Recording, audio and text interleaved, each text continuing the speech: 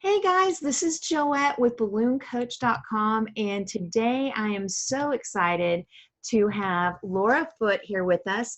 Laura is actually going to be the keynote speaker at Balloon Boss Pro Summit 2020 coming up in Orlando in November. And last week, while Laura and I were talking about things and getting prepared for the event, she shared with me some insights that she had on a lot of times when we're going through situations, how we can end up putting a lot of efforts maybe in places that we shouldn't be, that causes mental fatigue and when we're not working in the right zone. So we're going to talk about that a little bit today. So Laura, were you able to take over the screen? Let me see if here we go. Yes, it looks like I can. Great. Wonderful. Perfect. And I'm going to stay here with you guys for a second. I'd love to just chat and be able to see the chat. And sometimes with Zoom, once I go into presentation mode, I lose that chat view. So thank you for everyone who's popped your name and location into the box. It's really neat that there's people from all over here. And I know that your community is a vibrant and vast one. And so I thank you, Joette, for having me and for including me in the conference this year. And just know that I'm a learner and I'm a people person, and a lot of this industry is new to me. And so I'm really grateful and wanting to hear from you all, just in general. So I want to start by just, I will go ahead and share my screen, I guess, and then we'll kind of pop in and out. So let me see if I think it's going to have me share my desktop, so forgive me if we see like all the files for a second. And the beautiful baby. I know, my sweet little girl. Okay, let's see here. Can you guys see my slides? Yes, you're there. It's great. Okay, perfect. So here's our topic for today. And I cannot see the chat, but I do want this to be interactive. So just know I might just from a tech standpoint pop in and out. Yeah, and I will, I can tell you the chat. You can help facilitate. Okay, perfect. Yeah, I really, even as a keynote from the stage, I like to make sure that we're engaged, because the second that someone's talking at you, they're not talking with you. And especially right now in today's climate, we need to be talking with each other. I hope I'm not the only one that feels that. So I want to remind you this morning, remember that you can. And in just a brief period of time here, we're going to unpack some really practical things that will hopefully help you get off this call, make some lunch, and do some things this afternoon that are, just going to energize your business and your life. And the subtext here is just really looking at natural abilities and remembering we can use them always, and we should use them always, but especially in the midst of difficult times. And I don't know how this season has been for you. I don't know how you're feeling today, but I know that this has been unprecedented for all of us. 2020 is a year that no one could have written. And I don't necessarily have, we've talked about this on our calls, Joette has a high positivity mindset, which means she has the ability to consistently view situations with a positive lens, not a lack of reality lens, but a positive lens, meaning she can look at things and automatically see that glass half full perspective and pursue it. Even when people are saying, Joette, what are you doing? Why would you think that way? This isn't going to work. I don't necessarily have that gifting. I'm very strategic in my mindset, and I am kind of a black and white thinker, but I've learned a lot as a small business owner myself for the last 10 years of what it takes to remember that I am able and I can. And that to me is something that might help some of you that have not the big dream mindset that maybe Joette has, although I'm sure some of you are here as well. Anyway, let's meet in the middle. So for a second in the chat, if you feel like you're more of a dreamer, you can get into that space of really imagining things, even when it feels like you're not sure if it'll be possible or you've tried it before and it didn't work. If you're more of a dreamer, put dreamer in the chat. And if you're more of a thinker, you need the facts, you need things to kind of make sense, go ahead and put thinker in the chat. And we'll come back to that in a second. So are you more of a dreamer? Are you more of a thinker? Go ahead and put that in the chat for me. And guys, while you do that, let me just give, while you're using the chat, if you guys can push the button that says all attendees and panelists, that way everybody can see it. Thanks. So we're getting a mix. Yes, that would be great. We're getting a mix of thinkers and dreamers, and some that say they're both.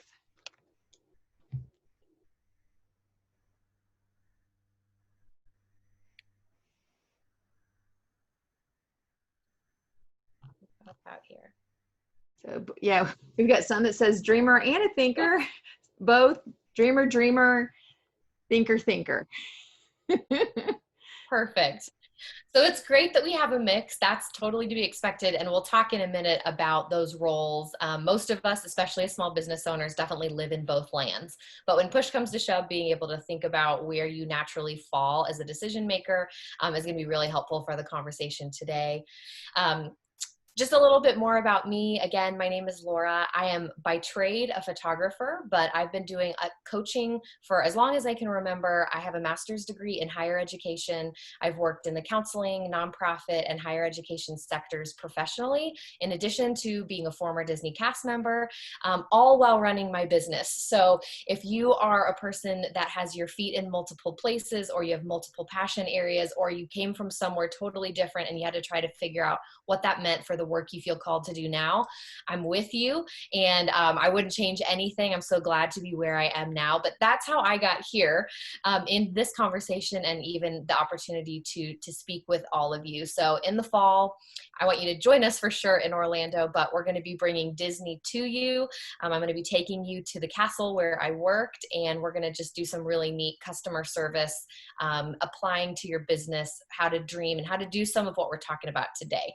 So if you have any questions about me, I'm an open book, but that's just a little bit more of my story. So let's pause here. We kind of had like the dreamer and the thinker. This is where I land, but I want to really ask you how it's going. Now, I recognize that on this call, there's industry peers, and again, everyone's in a different space. But if you could just take a minute, and I want you to actually answer this question in the chat if you're feeling brave. How's it going? And if you want to just, maybe we'll do it this way. I'll give you a couple of words or maybe a sentence or two. That's all, not a paragraph. How would you describe your business right now? How are things feeling? How are things going? And again, safe space, honest space, private space, all those things. So go ahead and take a minute and answer that question for me. How is it going? And I get also that this question is, how's it going today versus yesterday? There's a little bit of margin here because it's a little up and down, I'm sure. Oh, good. I found the chat. Perfect.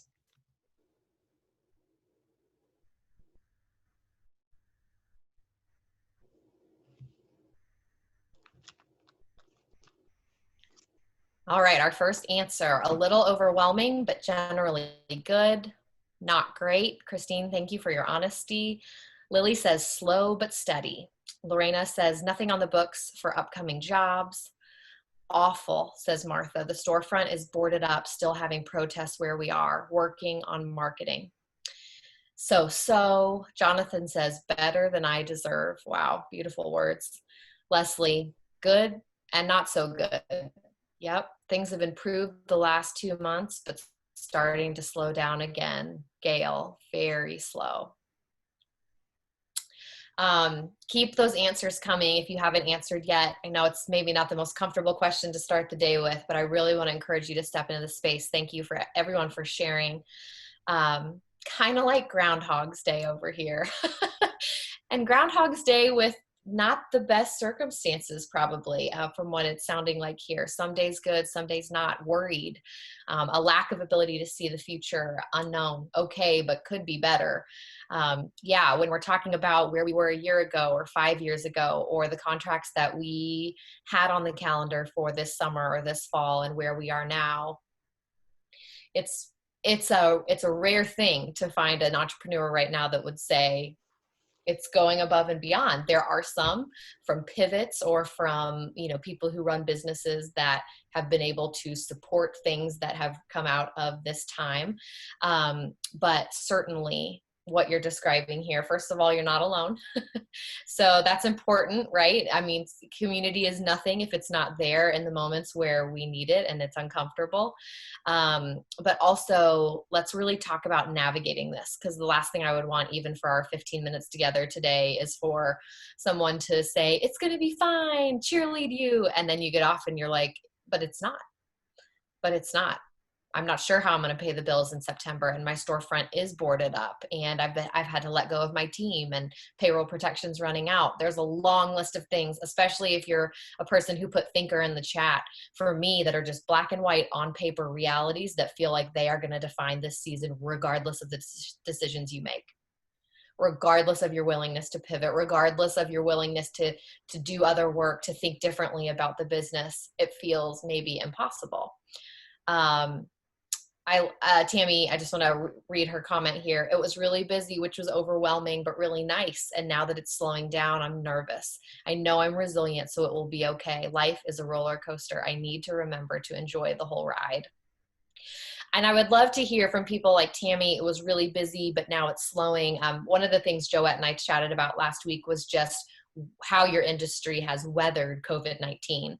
And I don't want to go too far into kind of like pandemic talk and all of that. I'm sure you guys have enough conversation going to help each other through. But in terms of pivoting and being able to take on other projects or other opportunities this spring, put a 1 in the chat if you were a person who did that. If you were a person who you diversified your offerings, you came up with something new, you joined forces with another person, you did something from March to now that would not have been in your business scope. Put a 1 in the chat if that's you. Wow. Already 3, which is amazing. Incredible. If we have time, I'd love to hear more about that, about how it went, about what you did, how you decided. But just the fact that there are some 1s in the chat tells me a lot. And that's not to make anyone feel bad that didn't, make a choice like that this spring or wasn't able to. There's a million reasons why that might or might not have worked. But part of what I want you thinking about today is, what is your 1? What is, if you're doing it or if you haven't done it, what is a way that you could have a 1 in that chat through this season? And you could look back on 2020 and say, gosh, it was the wildest thing, but I partnered up with this person and here's what we did. And I never could have predicted that. Or I reached out to our Chamber of Commerce and this was a need for events that were still taking place or for corporate gatherings. And I stepped in and we figured it out. And now that's a long-term relationship. The list goes on. And I like this. Deciding and doing are a little different. That's so true, Jonathan. I think you have to give yourself grace and celebration if you've had the mental space to even think it through. But yeah, the 1s in the chat, I think, are people who probably executed on the doing, and there's something to be said about that. Thanks for answering this honestly. I want to kind of talk about this for a second as we're thinking about where we are and where we're going. These are what I call the 3 T's. And the idea here is that we actually have work to do when we're talking about natural abilities within us to get things done. Jonathan just said it. There's a difference between deciding and doing. And I would say there's actually a difference between acknowledging, deciding, and doing, right? So let's talk about this. If you're taking some quick notes, even on like a sticky note while you heat your lunch up, which is totally great with me, a trait is and a trait is something that is naturally occurring within you. If your best friend, your partner, business partner were here right now sitting next to you and you pushed that piece of paper over to them and you said, write down 5 things that describe how I go about my business, who I am, how I present to the world, what would they say? These are traits that are naturally occurring within us. And I want you to actually do this work. So if you have one that comes to mind immediately, just something that you've always been this way. You've always been a people person. You've always been a natural organizer. You've always been a big thinker, a big idea person. You can't remember a time when you weren't this way. That's going to be a trait. Okay. So part of your homework, fill out that column, but you can also drop one of the traits that you feel you identify with in the chat. That trait, again, if we acknowledge it and we can name it, we're able to move that trait into a talent. But there is a difference, and we use a lot of interchangeable language in society that if you are a certain way, then you should automatically be good at good or not good at certain things, right? I have little kids, and we do this to little kids all the time. We see them, how they build with blocks or how they play on the playground, and all of a sudden we want them doing all of these things that we can measure. It's just how our society works. It's not a bad thing, but a trait can only become a talent when we've invested our time into that trait. when we've been intentional to say, for example, that Debbie is a people person, that she gets energy out of being around people. She feels best when her work is valuable to other people. And that's great, but that doesn't become a talent and a part of her business brand and her business experience until she intentionally puts the time into figuring out, okay, what does it mean to really love people, love being around them, love serving them, and how do I build a business around this thing that I get a ton of energy out and comes so natural? Because guess what, Debbie, with an unbridled trait, with something that's just let wild, she could easily be the person that just doesn't stop talking. Or she could easily be the person that can make friends all day, but when it comes to actually sending a business contract and execute on a price and a signature on the bottom line, it's so uncomfortable. She always, is delayed in the admin part, or she never charges what she should. These are examples when it's not cultivated into a talent of what that can look like. You guys have, other things in the chat here, always seeing the best in people, that you're determined, tenacious, problem solver and a builder. Debbie, I always talk. I mean, of course you do, because you love people and that's part of your connection point. But when we talk about a talent is something, as you're looking kind of at your column sheet, again, you've invested the time. So if the equation is talent or trait multiply, let's do this. Sorry, let me start over. Trait multiplied by investment equals a talent. I'll say it again. Trait multiplied by investment, and investment is fill in the blank. Investment is, I took a course, I did a mentorship, I did an apprenticeship, I read a book, I do these things every week to continue to cultivate this trait into a talent. We really have to look at that equation. And so I want you to write it down and fill in the blank. What are things in your life, in your business, that you feel like are true talents? That in a room of 100 people, if we were to ask who can do X or who approaches the work like this, you would be one of 10 people to stand up and say, I do it and I'm pretty excellent at it. Which maybe sounds a little arrogant, but part of talent and owning the talents that we have is the ability to own it and to articulate it and to, with humility, use it in the world instead of saying like, oh, shucks, no, like not me. Yes, please stand up. We need you. We need that talent. We need you to own it. And it's not a bad thing. There doesn't need to be a shame filter on on that piece.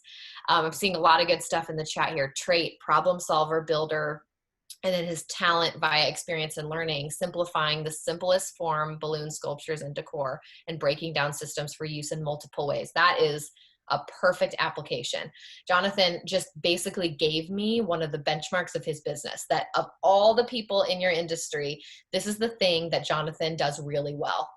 This is the thing that's going to come through when he's talking with a potential client. This is going to come through in his reviews of his services. People are going to see and experience his ability to simplify really complicated things and to break it down in a way that is able to be executed, able to be repeated, able to be taught. Huge transferable skills that come from Jonathan recognizing I'm a problem solver and a builder, and I've cultivated intentionally to build that into my business. With that, we move to truth, okay? So we can take a talent, and I want to just touch on this today. I can't get fully into it, but it is possible to be good at something that you get no satisfaction out of. Let me say it again. It is possible to be good at something that you do not get satisfaction out of. And there are seasons, like right now, some of you put a 1 in the chat that you pivoted, made a business decision, built a relationship professionally. You did something in the last few months that it wasn't on the books for 2020, it wasn't in the plans. And some of you wouldn't necessarily pick the thing that you did on a sunny Wednesday in June when every contract is intact. Joette and I were talking about yard signs as one example of a way that publicly we've seen your industry pivot. We've seen a need, and some of you have embraced that. I know I have a friend who fits that category. She doesn't do yard signs, but that's been part of what she has offered to the world over the last few months. Now, is that where she wants to spend the next 20 years? No. Does she have feelings about on certain days about where her business is in the scope of the last few months? Yeah. Does it maybe feel, oh gosh, just uncomfortable, yucky? How am I here? How is this where I need to be spending my time and energy? This isn't the work I love. This isn't the work I want to do. This is so much below my talent ability. This is below what I need to be charging. Like the list goes on of what the narrative might say. And that's where I want to kind of move into truth, this difference between things we're good at and that sometimes we need to do for a season, or we get to do for a season, or we do so that we can learn how to hone ourselves even more to stay away from those things. The truth is the internalized and living trait taken all the way through. This is the thing that it doesn't matter if COVID-19 shows up on your door. It doesn't matter if a contract gets, you lose a contract with the person who's hired you every year for that amazing event. It's not defined by our circumstances. It is so true to who we are that we can speak to it, use it, teach it, articulate it. And that is the case even when storms come. And that might sound, again, a little pie in the sky, but I think actually one of the most beautiful things I've seen in this time is that people are figuring out their truth, which is trendy language right now, but it's truly scientific that we can go through this process psychologically and it changes our whole life. It changes who we are as people and it changes where we put our energy. Where our energy goes, everything's going to follow. That's a real thing. Where our energy goes, everything else will follow. Our resources, our time, our mental space, our relationships, they're going to follow that flow. And so as you're working through your column, what has made it all the way? Or is there something that you're like, this is so true to me? It doesn't matter. It doesn't matter the circumstances. I'm not letting this go. This is why I do the work. Underneath all the nitty gritty it takes to be a business owner and to survive just life as a business owner, with all of the many things we have thrown at us, this is not going anywhere. I know for me this spring as a photographer, everything shut down. And like all of us, when we don't have our hands on the thing that we love to do, it can feel really, really difficult, suffocating, like the air just got sucked out of the room, that we cannot create in a way that we really feel called to. And I was expecting our second daughter at the time. I was 32 weeks pregnant when the world shut down. And as I started to realize I wasn't going to have a baby shower, I wasn't going to have my mom able to fly in to be there for my daughter's birth, I started an opportunity for families to submit their iPhone photos, which if you know anything about photographers and cell phone photos, it's not a happy place, right? Because people come to you and they're like, well, I can take the picture just as well. I can edit it just as well, and makes your head want to hurt. You guys have similar narratives in your industry. But here I am saying, you know what? I can't do anything with my camera. I can't leave my house. There's a need here. And I'm going to start editing people's iPhone photos. And I'm above this. My skill set goes far beyond this. Some of these images I'm not really going to be able to even turn around in a way that's meaningful, but I want these families to have a professional gallery of images of this time. And that project is the epitome of my truth. That project has now reached 600 families around the world. Over 11,000 images have been edited since April 4th of this year. It continues to go. Yesterday, I got a submission from a family in New Jersey, and it just has been mind-blowing. I brought on editors from all over the country who donated their time. People donated. We donated out to organizations who were needing during the pandemic. And I have goosebumps talking about it, not to pat myself on the back, but because I needed the reminder of why I do what I do. And I needed a space to get there, even when my camera wasn't in my hands, even when the contracts were getting canceled, even when the flights were getting canceled for speaking engagements and weddings and all the things I was supposed to be doing. And for me, people and their stories is my core. It is why I get up every day. It is why I do the work. And to have families writing their stories about being separated in the halls of the hospital, mothers delivering alone, babies in NICUs without parents able to visit. And then these iPhone photos, the most basic, simple, unglamorous thing, representing these stories and the ability to edit those and return them and know in 75 years they're going to tell the story of this season. That is why I do what I do. And that is, for me, I needed it. I'm sitting in the unknown that many of you are, and that doesn't fix it, right? Those contracts were from all over the world with people I'll probably never get to meet in real life. It wasn't a marketing gimmick. It wasn't a way for me to book more in-person things. And yet it's kept me in a better headspace moving through all of this. So I'm not saying to come up with a charity project or to figure out how to give away your services. That's not what I'm saying, but I'm asking you, have you experienced your truth coming alive in this season instead of being buried in a garden that we are desperate someone will just let us water? Because guess what? You can water the garden anytime. That is a choice. And part of it is walking through these three things and that equation I gave you at the beginning. We can all do something with what we've been given, okay? Practice is what tests your resolve, what forces you to hone your abilities long after the spark has faded. Are you committed, or will you quit when it gets hard? Such a good quote, such a good challenge, right? It's not a comfortable quote that makes me feel really great. It makes me remember that I've got to do the work. I've got to choose the mindset, and I've got to be willing to enter in the unknown space and sit there. But what I don't want for any of you as we unpack all this, I don't want that energy, that talent, that ability, especially when everything's off the table. The contracts are gone, the storefronts are shut down, the inbox is quiet. Those are the spaces where we tend to start to meddle and fuss, and we end up using our energy and talents for the wrong things. Put a 1 in the chat if you can think of a time in the last few months where you totally just put energy, time, resources in the wrong place. Because frankly, you had the space to do that. And 2, we're anxious. And when we're anxious, we just start messing with things. Thank you for your honesty. 1s are just flowing in. Yeah, why do we do that? Okay, 2 reasons. First of all, natural talent, that trait that I was talking about, we look past it. When something comes naturally to us, it is our tendency as humans to say, well, this can't be that special. I've always been this way. It comes super easy for me. So it can only be special if I work really, really hard at it. We've created this narrative for ourselves as people that you've got to put blood, sweat, tears, all the things. Now, I'm not saying not to work hard. There's a difference, but I'm saying that the work needs to be in that trait times investment equals talent piece.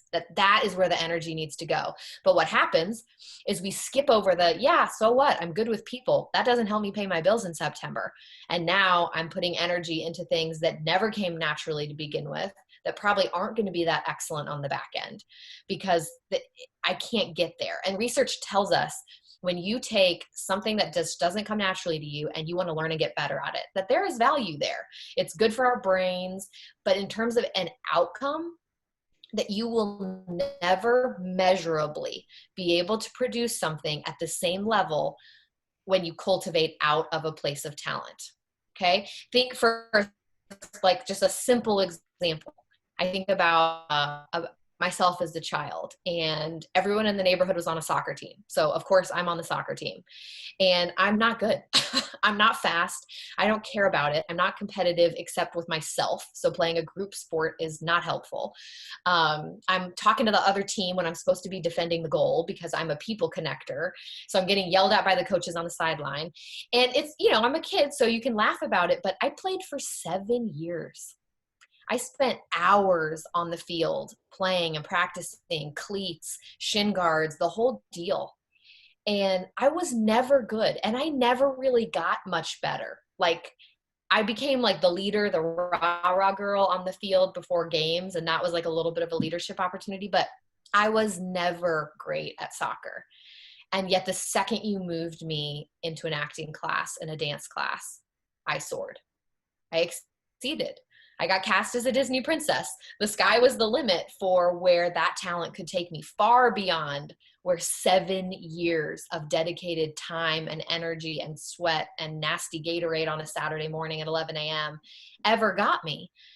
And think about your life. Think about the spaces that you've landed in where you're like, dang, I sat there for a long time and it really never went anywhere.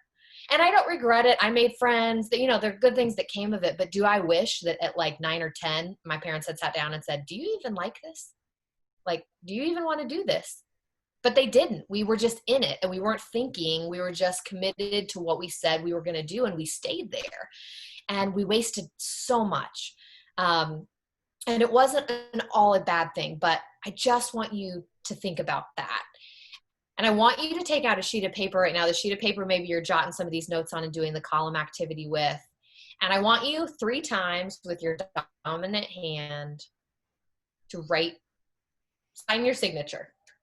So the best contract in the world just came through today. The contract you've been waiting on, sign it with the best signature you've got 3 times. Okay. And just to make sure what you were saying, do it with your regular hand. Yes, dominant hand, best contract in the world just came through. I just want you to sign your signature 3 times and circle the one you like best.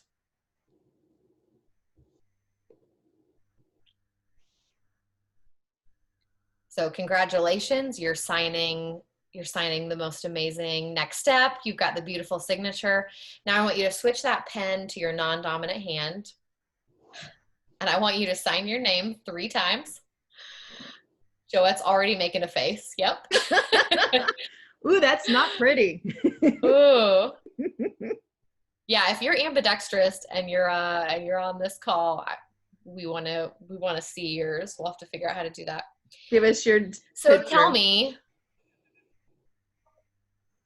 the answer I'm sure is, straightforward here. If you have to circle a signature from your non-dominant hand and your dominant hand and you're signing the best contract of your life today, I'm guessing you're going to choose the signature that your dominant hand created. My question to you is, how did it feel signing with your non-dominant hand? Just put a couple of words in the chat. What was that again? You cut out. What was that experience like?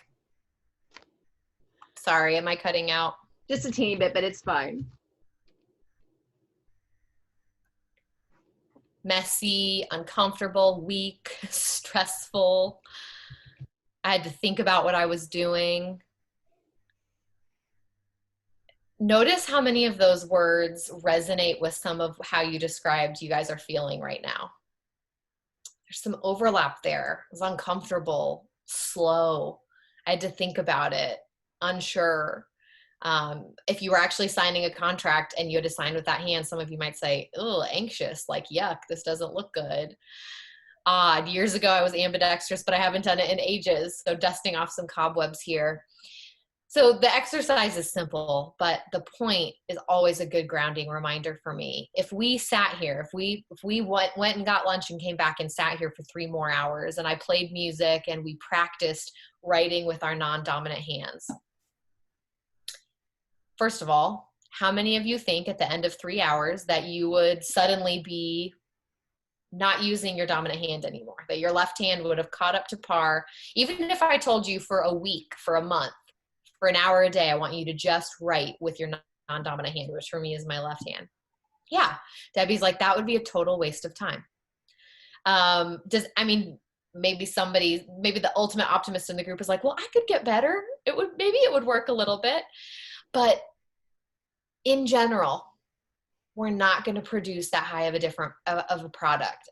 And that's what I really want you to think about when we're talking about looking at our natural talents and saying, what can I do? What should I do? And how am I going to do it?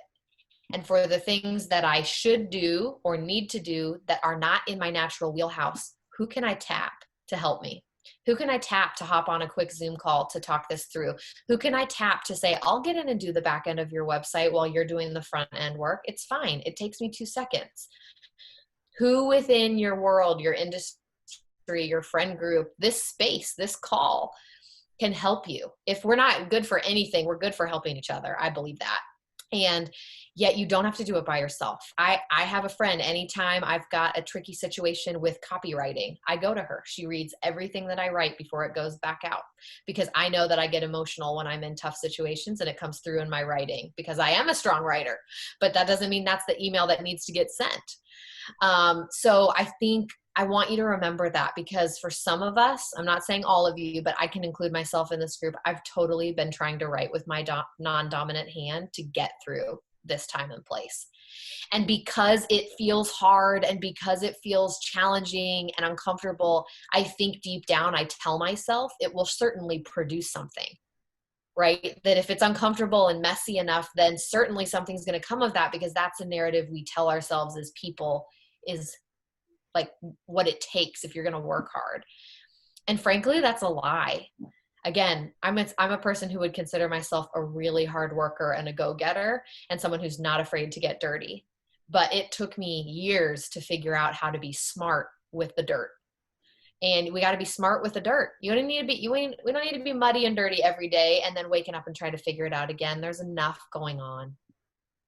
Successful people are just as lucky as the unsuccessful. The difference is they do something remarkable with their lucky moment, while the rest of the world sits around waiting for the next lucky streak to come. I've quoted Jeff Goins twice now, and I want to make sure I tell you his book, because I want you to get off this call to do the homework of your column exercise and to buy The Art of Work. The Art of Work by Jeff Goins. You can grab it on Amazon. One of the most profound reads ever. I go back to it often because he gets at what it takes to be an entrepreneur that's going to hang in there and do meaningful work. And he's not he's not gentle about it. He holds us accountable. But what if this is your lucky moment? Truly, what if this is it? What if we come out on the other side and the people who were, I'm going to say this with a lot of love, bottom feeders in all of our industries, the people who never really were here seriously, who thought they could replicate the incredible hard work that you all have been describing, you're able to do, the trained work you're able to do. I love your feedback, and Jonathan talking about, like, this isn't simple. I don't just make balloon animals. Okay. So that's not even on the table of the scope of what we're talking about when we're talking about your work. And yet there are people that have come in and simplified and undercut, and they're not going to make it through this. They were never here for the right reasons, and they were never here to stay. And so what if this is your lucky moment? If you could know that next year could be huge, that 5 years from now, your storefront would be reopened and there wouldn't be, boarding on the doors. If you could know that this is going to continue to provide for your family just like it did, what would you do with right now? Because I think there are a lot of people that are waiting for that next lucky streak, and they're waiting for something to fall from the sky. They're waiting for the right person to call. And I think we can cultivate in the waiting, and we can show resilience and ability. And I'm looking at the quote here. It's Jeff Goins who's on the screen here. I'll put his name in the chat. The Art of Work. So I say that with love. I say that with reality. I say that with heart, to hear where you are, because you shared so candidly at the beginning. And in general, it's a tough place. And I'm not trying to minimize that. I want to remind you that you're not alone. You are able. And if as many of us put ones in the chat that we've spent time doing non-dominant hand work over the last few months, and we could just shift that pen over and believe that a lucky streak is coming, that good things are coming, and we want to be ready for that, then our websites will be updated and perfect and search engine optimized and ready to go for relevant booking. Our client guides will be overhauled to really walk people through our process, an introduction to who we are and why.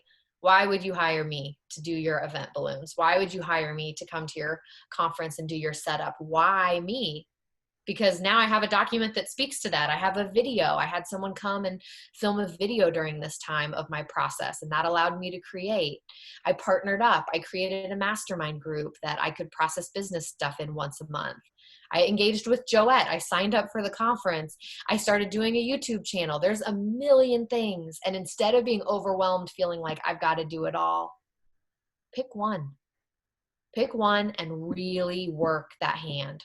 Get the pen, don't let it go, don't set it down. Take that trait, move it into a talent, invest, invest, invest, and then decide if it's a truth or not. Remember that you all are talented, really talented people. Entrepreneurs are always the most versatile, talented people I work with. And you've got to remember that you can be good at things that you don't love. And that you should shift if that's the case.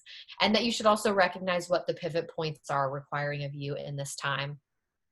So with that, before we do a few questions, I want to leave you with this. Who do you want to help? At the end of the day, none of us are here running businesses because of the final balloon product or the final photo product. Like, it's just not enough. That's running on fumes. So I want to ask you, who do you actually want to help?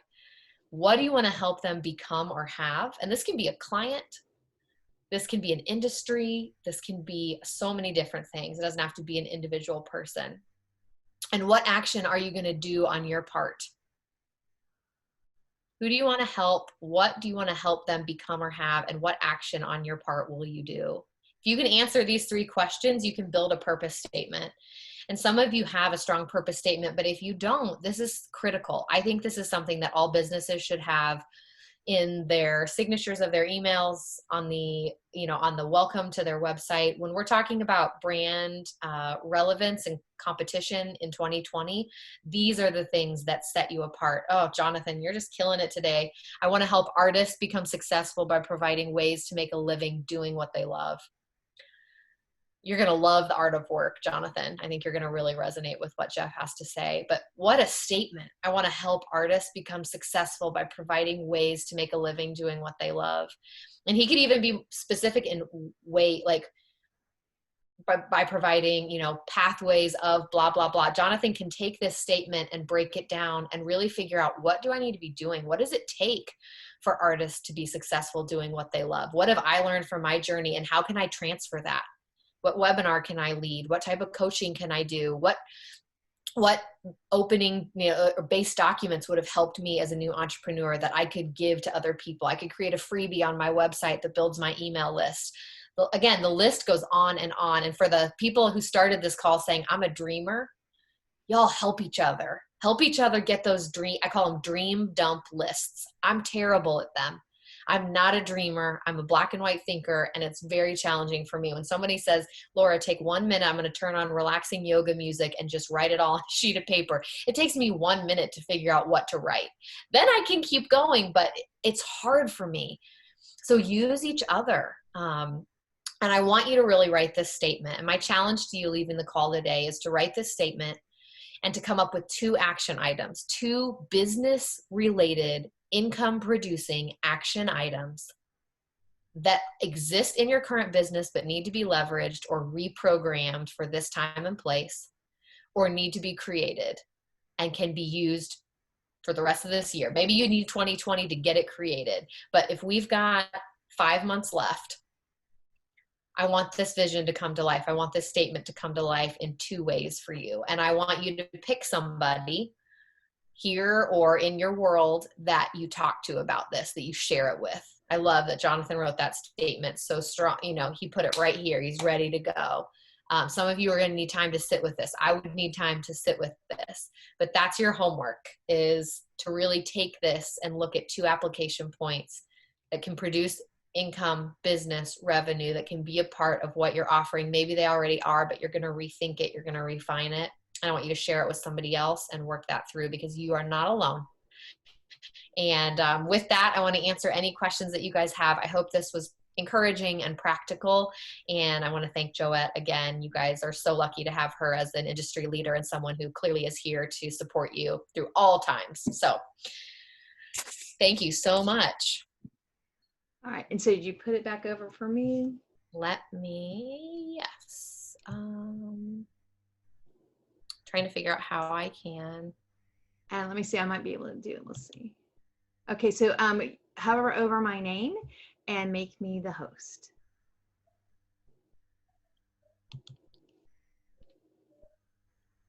I made it so all panelists can share. So you should be able to share if I can't move you back, or you tell me how to Yep, move you back. I got it. Okay. All right, cool. Excellent.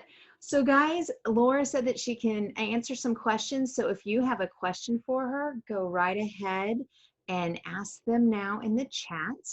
Laura, thank you so much for bringing this wonderful information to us. What I love is so many times in the events industry, and as balloon professionals, many of us have to step out of our comfort zone and work in an area that's not our talent, like bookkeeping and handling stressful situations like what we've come through. And so it was so nice to have that demonstration of, working with the other hand, and how sometimes you're just going to need to phone a friend and ask for help and do somebody else with that, but then work on cultivating your talents. And I love that, because I see so many times where people spend so much time working on something that if they just reached out for help, whether it's from a friend, a family member, or a part-time person, even a couple of hours a week to handle that task that they don't love, it would give them so much more time to work on taking their situations and those talents and, finding what they really love. So I appreciate for you putting it so well in this great presentation, and I'm excited to get the book that you suggested. It sounds amazing.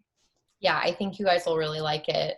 And I'm looking at the chat. I just wanted to say, that I'm so glad that this helped get your brain going, that we really wanted this to be a warm-up exercise of next steps. And so whether it's the 3-column activity, the fill in the blank purpose statement, just sitting with this idea of, gosh, I need to acknowledge first where I've maybe been putting energy and time that I shouldn't have. That type of reflection work will produce things. And so give yourself an hour today or tomorrow to really sit with some of those. And I love, just some beautiful things here, creating lasting memories, making people happy. So many, we call them the Disney basics. We're going to get to unpack them in November if you're with us in Orlando, but Disney built what they built on simple things like make people smile and make sure that there's no issues with them accessing the experience that we've created. Just these simple statements. And so that, I guess that would be my final reminder, is this doesn't have to be complicated. It doesn't have to cost money. So much of what you have, you truly already have. And I put it in the chat, but I want to say it again. It can feel hard to justify outsourcing during seasons of less income or less bookings, but it will be worth it for you to totally focus your time and energy on the things that have those high talent investment areas because of that outcome. So get with people that can help you, like Joette said, with the things that are on your list that you're like, gosh, not only does that not come easy for me, it doesn't go well when I do it. And if you can't, like, I had a friend who helped me with some finance stuff a few years ago, and I wasn't in a position to hire somebody full-time to manage some of my pricing and contracts and emailing, but it made me so uncomfortable at that point to do some of that work with people. And she said, Laura, I want you to create a separate Gmail account. I want you to create a separate name. You've just invented a personal assistant. You're the person running that inbox. You're the person signing it, but she doesn't have to have your name. And if that helps you separate a little bit from some of the work that makes you uncomfortable and you can't hire somebody to manage it in this season, do it. So whatever it takes, you can have an alter ego that's a thinker while you get to be a dreamer and still get the work done. Oh, I love it. So for the people who really enjoyed hanging out with Laura today, I want to let you guys know that the next time that she'll be doing official teaching for sure is November in Orlando on Monday, the 9th. That is when we kick off our classes. So with a Balloon Boss Pro Summit 2020, a lot of people have been asking me, are you really still doing a live event? And yes, Orlando is open for business. Disney is back open, Universal Studios is open, and Holiday Inn Disney Springs is open, which is the venue where we have our event. So this was a photo from last year, being with a Balloon Boss backdrop that Stuart Davies made. So if you're needing to, after all this craziness that's been going on, have a little bit time in the Florida sun with the palm trees and a pool, breathe some fresh air, I encourage you to come and take time to take a break, to be away from working in your business, to work on your business. We have an amazing lineup of instructors, and the one person we know right now, Stuart Davies, may not be able to personally fly in a plane due to COVID, but he will be coming to us on the stage via the internet live during the conference. So I also have a couple of people who'd already purchased tickets or were getting ready to buy a ticket, and they're just like, Joette, you know, with COVID, with things going up and down, we're not sure if we can personally be there. And so I want to let you guys know is that yes, we plan to still have the live event. If you're not able to come to us, you'll be able to live stream into the event. And if we have any breakdown in communication with the live stream, we are actually recording all of the instructors on stage, so you'll be able to see it after the fact too if there happens to be a breakdown in your internet. So I wanted to let you guys know, if you want to hear more of Laura's story and her customer service information from her time at Disney, come and hang out with us. November 7th is the CBA exam if you're wanting to take that through Qualitex. And then we'll be doing hands-on balloon training on Sunday. And then throughout the week, it is business building and balloon tips to help you take the next step in your business. Are there any last minute questions for Laura before she says goodbye? The other thing that I want to let you guys know is if you're in that situation where you've been kind of sitting around and you've been stuck, or you've been overwhelmed by either being so busy with your business doing things that you're not used to doing, or you've been not too busy because there's not been a lot of the clients that you're used to working with, and you're needing help in pivoting and changing and looking at ways to make an income work for you, is I'd love for you to come be a part of our 90-day Thrive Challenge. The Balloon Boss Mastermind program is a program that I've been running for quite a while now, and I've gone and I invested in training, that whole taking your natural talents and then putting it into work, right? I went and took training over the last 5 months to help me improve my online training and my coaching and my live events. And so one of the things is a proven method to help people make change in their life is to do a 90-day challenge. Because when you work on something for 90 days, it becomes a habit. It becomes a part of your life. And so many of you have watched my weight loss over the last 2.5 years of losing over 107 pounds. Today, I started with a personal trainer to be able to get the next 93 off and tone up my body while I'm in the process of doing that. And so just like in my fitness goals, they said, we want you to commit to 90 days because I know it takes 90 days to put it all together. I'm asking you, if you're really wanting to make a change in your business, to go ahead and come a part of our 90-day challenge. And you can be a part of our boot camp right now. And then it officially kicks off on August 3rd. What I'm letting you know is right now there's a $50 off coupon on ballooncoach.com to join for the first month.